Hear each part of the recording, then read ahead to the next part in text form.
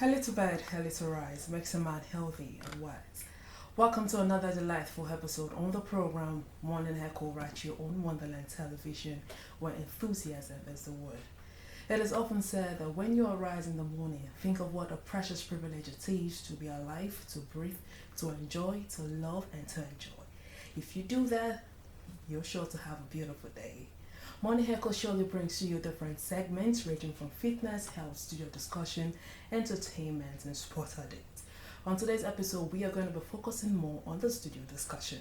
It surely promises to be educating, entertaining, and informative. We'll begin on a short break, and when we come back, Morning Echo continues.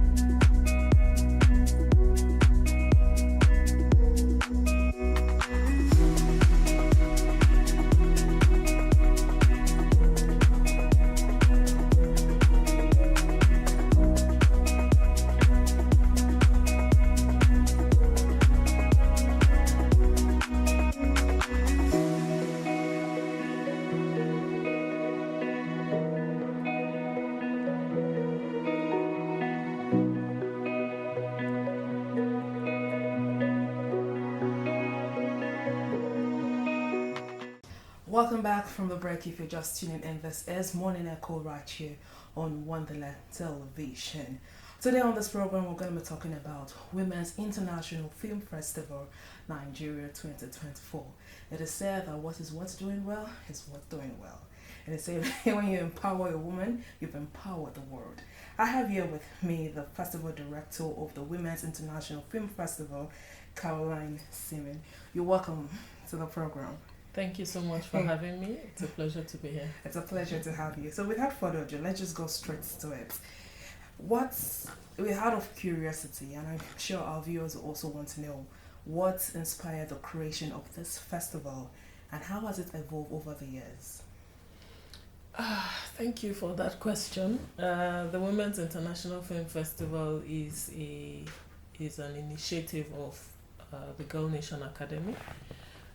We launched the Girl Nation Social Impact Project in 2019, and at the time our goal was literally to target young women with technical filmmaking skills, and it was again against a background in terms of research showing a huge gap when it comes to women being actively engaged in the technical aspects of filmmaking. So, for example, I'm talking about holding the camera, sound recording, editing, coloring, mastering, all of those technical aspects where they tend to be dominated by the men, which is fine. We've had quite a history of that existence of how the industry has been shaped, but we feel a need to really build women's skills in those spaces and create opportunities for them to evolve in the space, bring their skills and their talent to the fore, and what, like we say, two heads better than one, right? Together with the men, we can achieve more. So we launched that program, and at the time we trained women from script writing through to editing. And as part of the project, you needed to write and produce a short film or documentary on any women or girls' rights issue of the choice of the cohort. And they needed to produce it, screen it in their local communities, and have conversations around the subject matter of their film. So since 2019 to 2022, we've had 6 cohorts. And they've produced 10 short films and documentaries.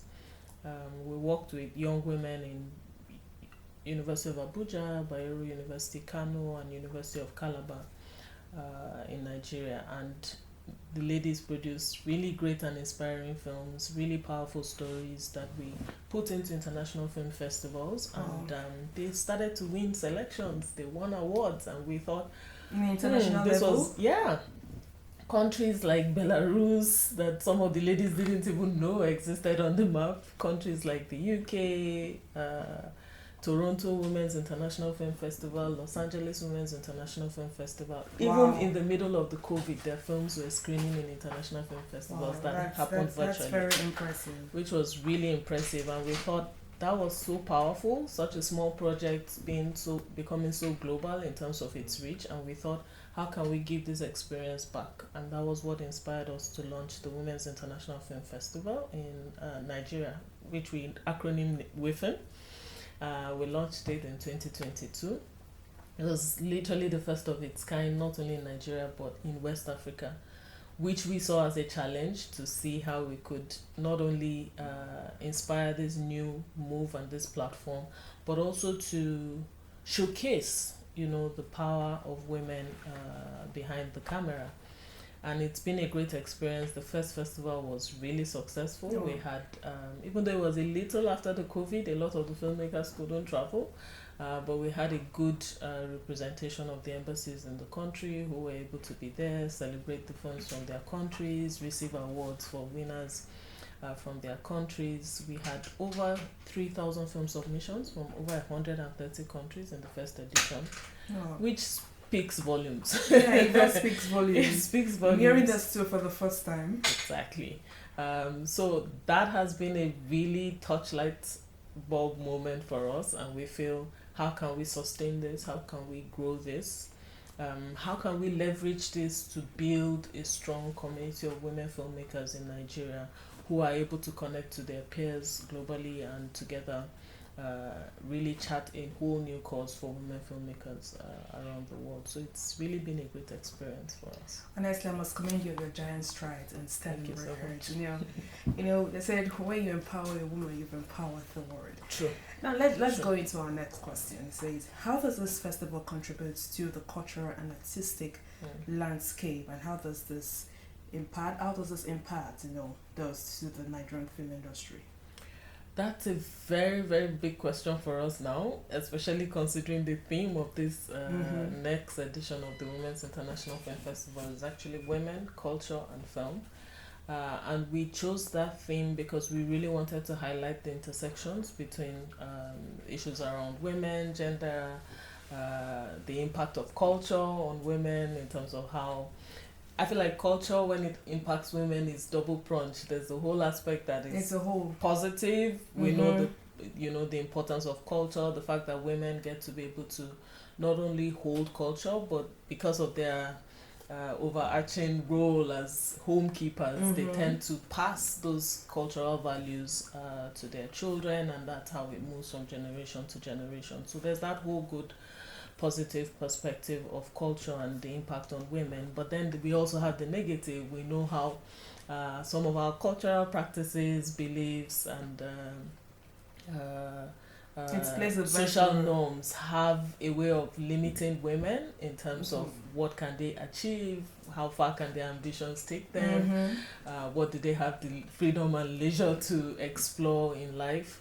We also know of elements of really harmful traditional practices that really negatively impact women. So for example, things like child marriage, female genital mutilation, all of the really crazy, outrageous practices like breast ironing, and all of those things that have really negative, not only cultural disadvantages for women, but health disadvantages for women. It limits them, it marginalizes them, it fosters exclusion, and so many other challenges that women have come to be suffering a lot in our societies. So storytelling has a very powerful way of inspiring change, and this is why we're so passionate about social impact stories at the Women's International Film Festival.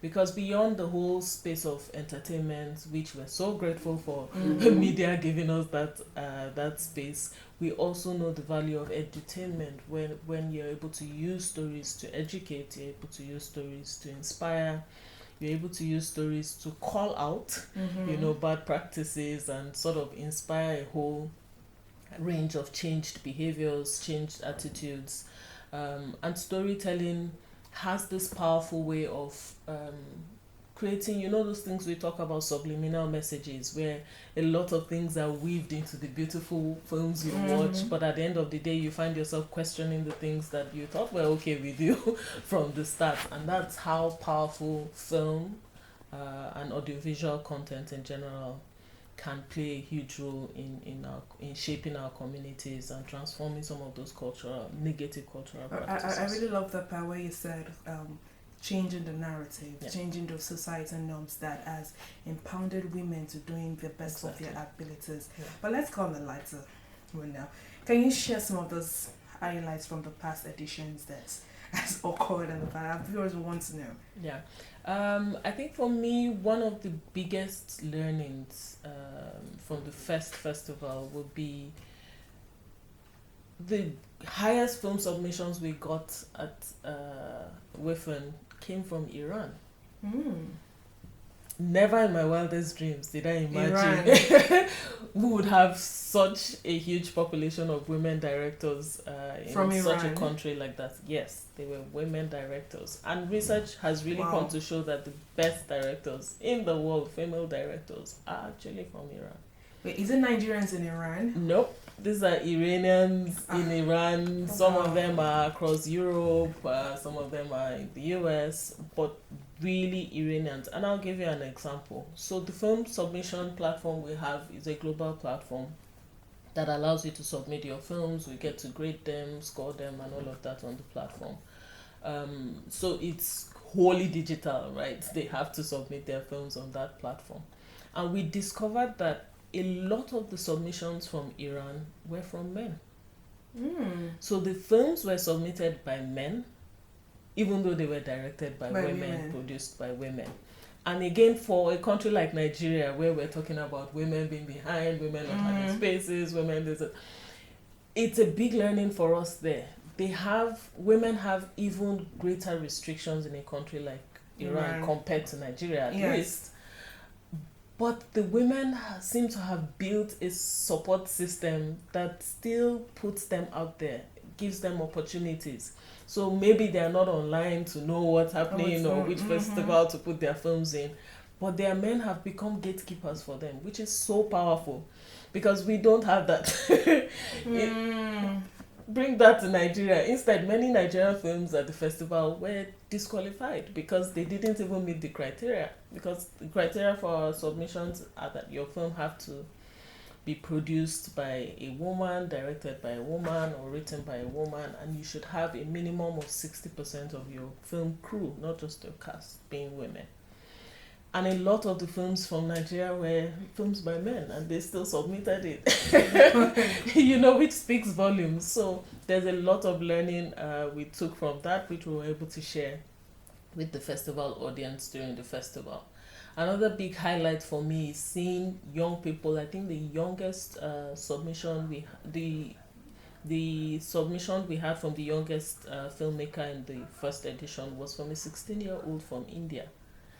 And that was really, we had a 7-year-old as well from US who had learned animation and did a little animation story. And it also speaks volumes, right? Girls and young women are just looking for opportunities, and they do have skills, especially if you work with them and build those skills and they have access to tools. There's so much more women and girls can achieve in life.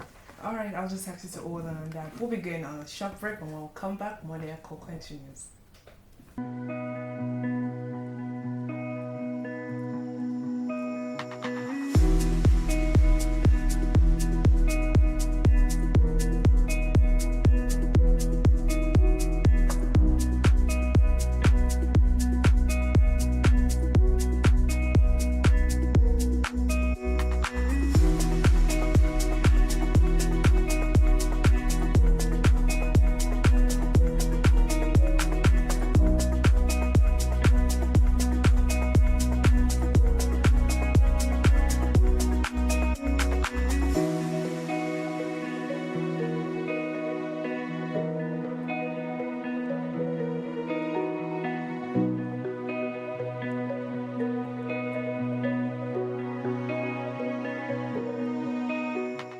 Welcome back. This is still One and I Korachi on Wonderland Television, and I have here with me the festival director Caroline Seaman, who is the Women International Film Festival. Alright, I got that correctly. And she's been highlighting us from past events that's telling us that women have been doing exceedingly great in this field. You know, trainings. It's very surprising that when you see women behind the scene doing filmmaking. Now, even in Nigeria, we have a lot of filmmakers in Nigeria. We have a lot of directors. We have a lot of producers. They just want to go behind the scene. Longer those days of women that just want to be on the screen, on the screen, and leave the men behind. Now, that's bringing me to my next question. That's bringing me to my next question is to gender equality. How does this festival contribute to raising awareness about gender equality and women issues through film? At WIFN, our biggest goal is to amplify social impact stories. And from experience, that has highlighted a lot the need for us to achieve gender equality, not just in our countries, but globally. And for us, that starts with really closing the gap in terms of how are women doing in the whole industry, the whole ecosystem versus men, right? And so a lot of the discussions we have at the festival, for example, is looking at how we can highlight some of the challenges women are facing in the space, and look for ways that those challenges could be addressed. And some of that has included issues of funding, you know, like how can women get funding to power their projects, to power their film productions, how do they access loans? But they said that women find it very easy when it comes to accessing loans. Oh no, I disagree. In a country like Nigeria, most of our commercial banks still expect the usual, you have to bring collateral, you have to bring all of that. But when it comes to women being able to have that, how many women, except women who already have some level of privilege, that can bring those tools? The everyday woman, no matter how inspired and driven she is, does not have those, not only doesn't have those tools, but also doesn't have opportunities to access them. So for us is how do we close those gaps, right? So for example, we hear governments in Nigeria today talking about funding for creatives, and we're trying to engage with government to say, look, what does that mean in terms of how you are disbursing these funds? How are you thinking about equality in terms of who is accessing the funds? And if there's a gap in terms of women being able to access the funds the way the men will, what are the gaps we need to close so that we're consciously and intentionally working towards closing those gaps? But what we also find is, again, I'm not coming across as saying men don't also have these problems, right? We're saying when you look at the total statistics, when you look at just men as a group versus women as a group, you'll find out that there's just such a huge and significant gap for women, and that's what we're looking at when we're talking about gender equality as a whole. So even during the festival, we have men and the festival, male filmmakers who are also engaging, who are also learning from what is being communicated. I like it when men are learning from the women. I know, right? What a man can do, a woman can do it better. So it's very good. True. Women are doing exceedingly great, even behind the scene. Yeah. I'll tell you from here. I'm not being biased now. It's even okay to be biased. Trust me. I know Kefas is looking at me. I'm saying, now what is wrong with Sandra today? It's totally okay to be biased, honestly, because like I said, we are coming from a very long history of this imbalance and this inequality. So I'm okay with the men being uncomfortable with the attention of women. Of course, because we've been uncomfortable for so long, and the world didn't stop. So please, it can't stop now, It's their time brothers. to be uncomfortable. It can't stop now, brothers. Honestly, it's really insightful that to hear this coming from you. And thank you so much. What should Nigerians expect, even the attendees expect from the CS 2024 festival? We pride ourselves in saying the Women's International Film Festival is a festival for the everyday female filmmaker. And that is to say we don't take any woman for granted. So long as you have the passion, you have the zeal, you have the interest, the space is there for you. But then we're also mindful of the need for a festival like this to be a nexus. It's a market, right? So it's important that filmmakers are meeting the right people who can help them grow their projects, inspire their creativity, and a lot of that includes access to film executives, distributors, because it's one thing to make your film, it's one thing for it to get to the people you need it to get to, right? Or else your film doesn't have any power at the end of the day. So it's really important for us that we're thinking of how to give women filmmakers access to the right people who help them to really thrive in the industry. So yes, we also target government representatives because policies are key to the system working at all. We also target private companies because investors are really important. Of course. But when they come closer to the women is when they're inspired to say, oh, I need to reach out to this lady, I need to support her work, I need to help her creativity get to the right people. So it's really about bringing and creating a space for all of these people to meet in one room, network, connect, share and learn from one another, and hopefully collaborate for greater impact, which at the end of the day is at the heart of what we're doing at the festival.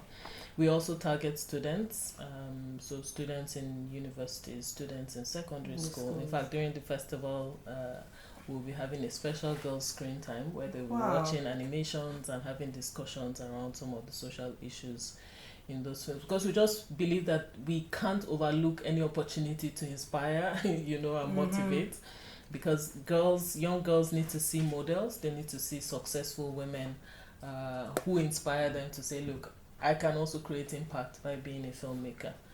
So we hope that with platforms like this, they can be inspired in that direction. Okay, you made mention of secondary school internet, or putting them in screenings and all that. Yeah. So how does this festival engage with audience beyond the screening, such as through workshops, panels, discussion, or networking event? How does that work? So the festival, for example, the first edition, we had it across 2 days because it was literally just our launch at the time.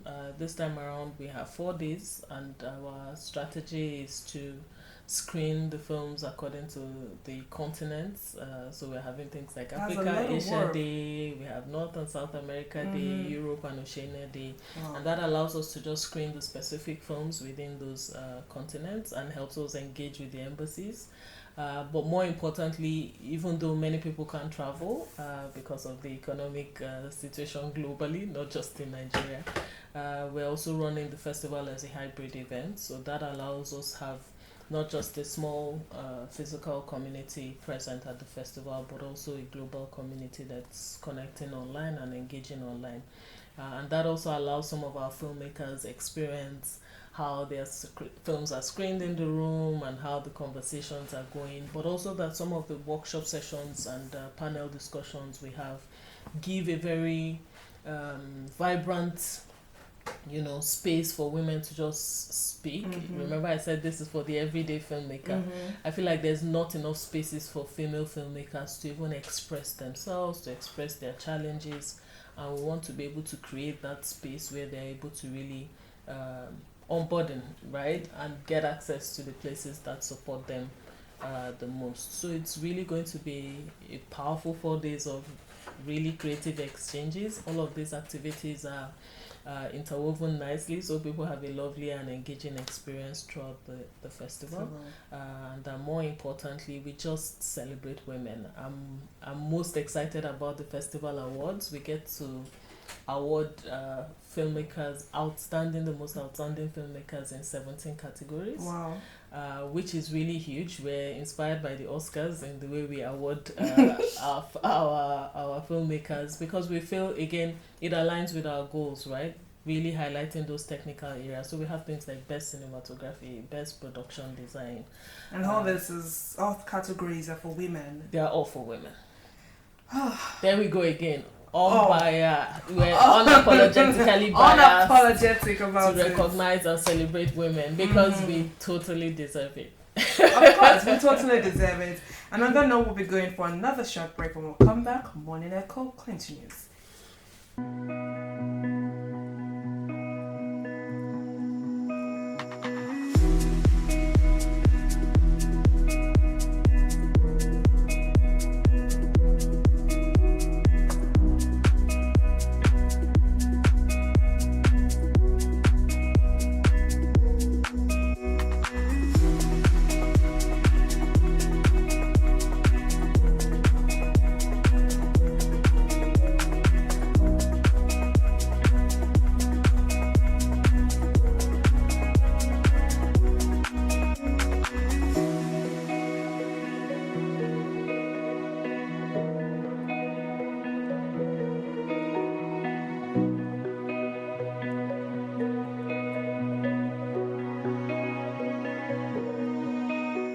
Welcome back, still on Morning Echo Radio on Wonderland Television. Trust me, viewers, it has been very interesting, informative, and educative right here in the studio with us. Well, I must say that I am really impressed about the so much strength that women have pulled through. They've worked their strength off, to come out from those criticisms, to come out from that shell that say, okay, it's a man's world, it's only men that can drive it. But we can see women in the forefront of doing things, having taken their space, being a pillar. It's really interesting. And that brings me to this very final question. Okay. What initiative, because you mentioned about students in secondary schools, students in the universities. Now, those who are still emerging, what initiative or programs do this do to mentor emerging filmmakers? That's really the core for us. That we've been doing already since the Girl Nation project kicked off in 2019 that I talked about. We've been having workshops, we've been having trainings for young filmmakers. Not just the average kind of training. Our goal with our trainings is really that it empowers women to be able to compete globally with their peers, because when you look at the filmmaking industry, not only in Nigeria but across Africa, there are a lot of issues around our quality, there are a lot of issues around even the standard of our stories, which for me borders around how we learn to tell stories, how we learn to make films. Because it's not like our stories are not powerful. It's not like our stories are not, they lose their substance because we are telling them in its authenticity. It's instead probably because we're not even yet telling them in their authenticity. And that's for us really highlighting issues or problems within the technicality of how we screenwrite, for example, how we screenplay, how we even write the story in the first place, how we record them, how we film them, how we trying to avoid being too technical in my communication, but literally like how you frame your shots, how you follow your subject. A lot of those little things, they speak volumes, and if we're not learning them in terms of what each thing does or evokes when people watch a film, we won't really be able to tell our stories as powerfully as they should be told. And so that's why we focus a lot around training. We're also working around intentionally building a community for women filmmakers in Nigeria. And our goal with that community is not just to be another group that has I was coming a to that, president and secretary and all of that. No, Yeah. the goal of the group is really to just build that support system for women that helps us share information, helps us be closer to access opportunities, be able to really collaborate a lot better, a lot stronger, tell our stories in its authenticity. Okay, so it's really about us creating that space where women can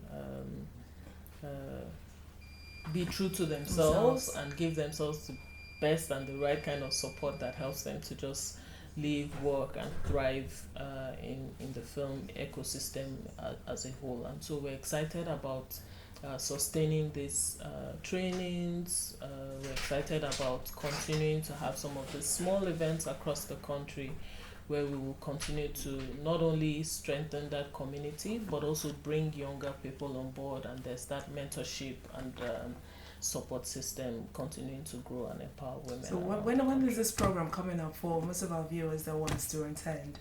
The Women's International Film Festival will start on the 20th of March and run through the 23rd, and it's, like I said, a hybrid event. So we'll have physical in person as well as hybrid. You can join us at Wayfront Global on social media and on YouTube to join and stream live. Okay, for the day of the event, are there tickets? Yeah, it's free. It's totally free to attend the event all is the free. Activities. Yeah, but it's ticketed. It just helps us to track and know who's in the room, and that's because, again, we have to be security wise and be mindful of our international audience. So where can we get these tickets? Tickets are available on our website, www.wayfront.global. All right. Thank you so much. Thank you so much for coming on the program. I am proud to be a woman. I don't know about some people though. Same here. I'm really proud. It's Women's Month and we're celebrating. Of course. It's even International Women's Day, exactly. then Mother's Day, exactly. and this one too as well. Thank you so much. We must commend ourselves in our giant strides and our sterling records. We are doing great. We're doing well. Well, that is where we'll draw the curtain onto this episode on Morning Echo. Till we'll come in next time, I remain Sandra at Mosul. Bye-bye.